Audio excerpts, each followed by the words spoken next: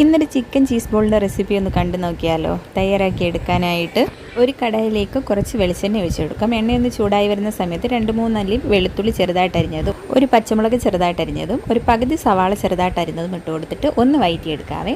ഒന്ന് വാടി വരുന്ന സമയത്ത് ഒരു പകുതി ക്യാപ്സിക്കം ചെറുതായിട്ട് അരിഞ്ഞത്, മീഡിയം സൈസ് ക്യാരറ്റ് ഗ്രേറ്റ് ചെയ്തതും ഇട്ട് കൊടുക്കാം. ചിക്കൻ ഉപ്പും കുരുമുളക് പൊടി ഇട്ടൊന്ന് വേവിച്ചെടുത്തിട്ട് ഒന്ന് ക്രഷ് ചെയ്തെടുത്തിട്ടുള്ളതാണ്. അതുകൂടി ഇതിലേക്ക് ചേർത്ത് കൊടുത്ത് ഇതെല്ലാം കൂടി ഇനി നന്നായിട്ടൊന്ന് ചൂടായി വന്നാൽ മാത്രം മതിയേ. അത് നല്ലതുപോലെ ഒന്ന് ചൂടായി വന്നു കഴിഞ്ഞാൽ 2-3 പീസ് ബ്രെഡ് മിക്സിയുടെ ജാറിലേക്ക് ഇട്ടൊന്ന് പൊടിച്ച് അതുകൂടി ഇതിലേക്ക് ഇട്ട് കൊടുക്കാം. ടീസ്പൂൺ ഗരം മസാലയും ഒരു ടീസ്പൂൺ കുരുമുളക് പൊടിയും കൂടി ചേർത്തോട്ട് എല്ലാം കൂടി നന്നായിട്ടൊന്ന് മിക്സ് ചെയ്തെടുക്കാവേ.